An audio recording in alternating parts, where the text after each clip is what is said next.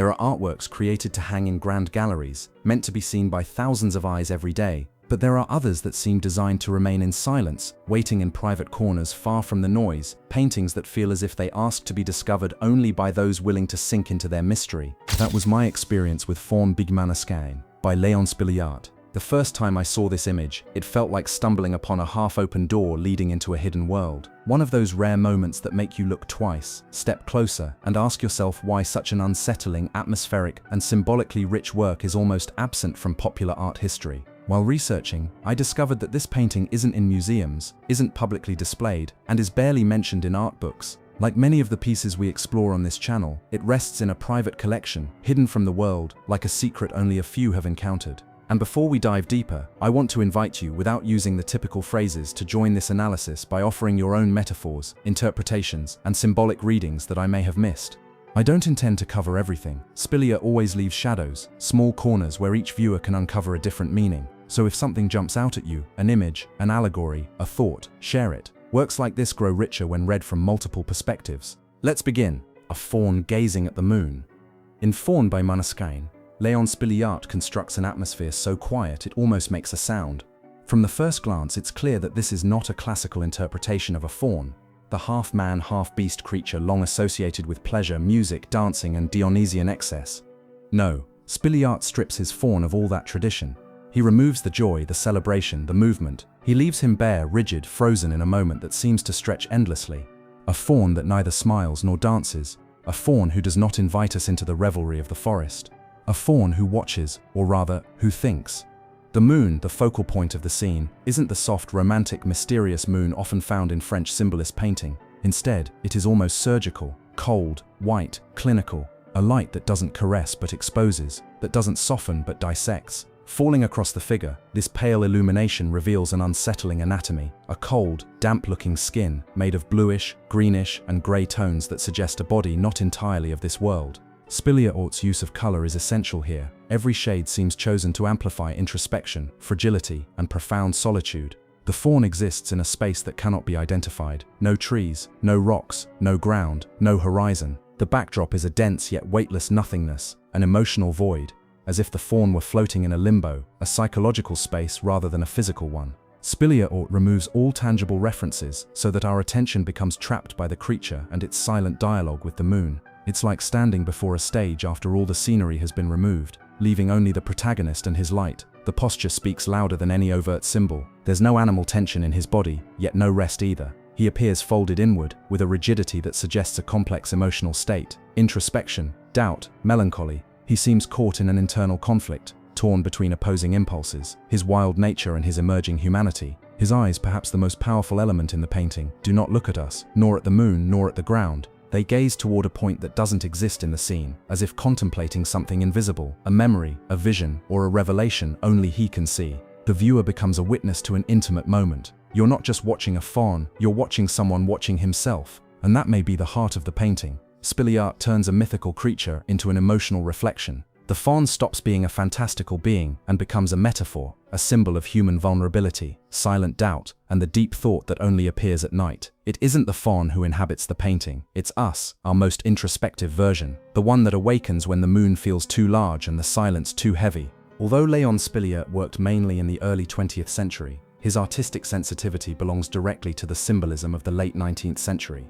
To understand this painting, you must understand that symbolism didn't aim to depict visible reality, but the invisible, the soul, fears, repressed desires, the fragility of the human psyche. Symbolism emerged in reaction to the positivism and scientific obsession that dominated Europe.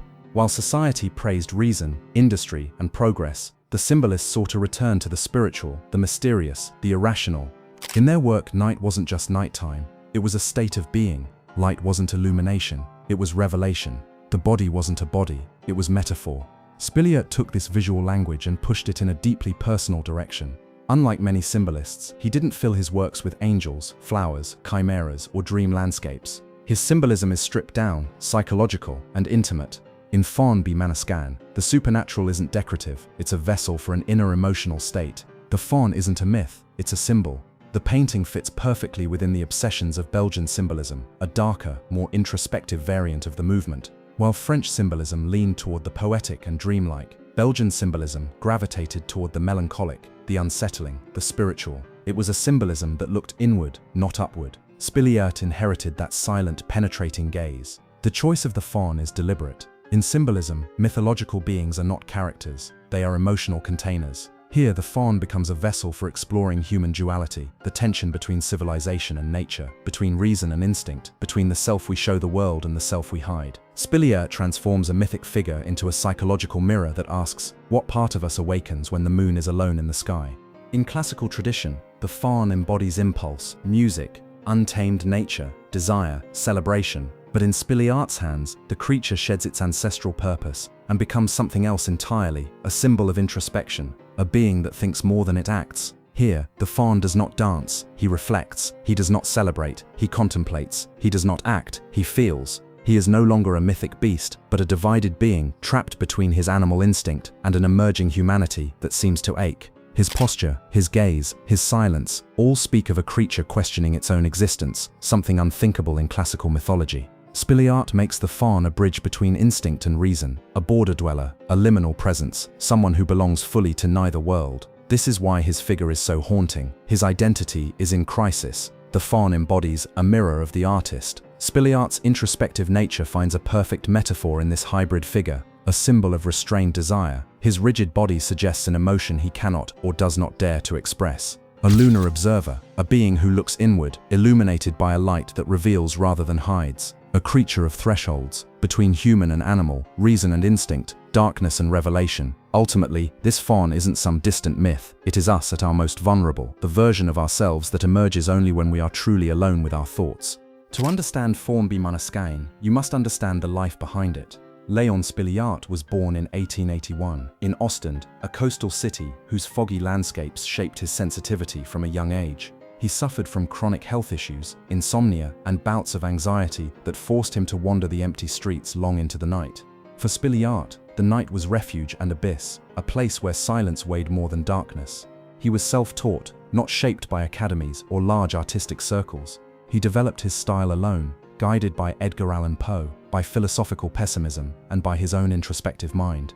His works overflow with solitary figures, disturbing self-portraits, and landscapes heavy with psychological tension.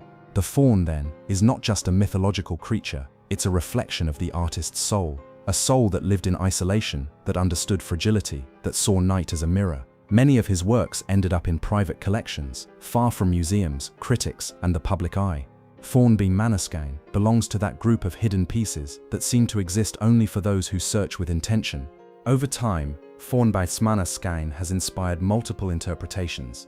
Some see a melancholic figure, others a symbol of repressed desire, others still see a commentary on the tension between nature and morality, a subject uncomfortable for the early 20th century bourgeoisie. There are no records of scandals tied to this specific piece, but many of Spiliert's paintings were labeled too unsettling for their era, too psychological, too personal, too intimate. It's no surprise then that this faun ended up in private hands. Some scholars believe Spiliert used mythological figures as emotional masks, vehicles to express what he couldn't show directly. If that's true, the faun becomes a disguised self-portrait, a psychological portrait clothed in myth, a being caught between identities, much like Spiliert himself.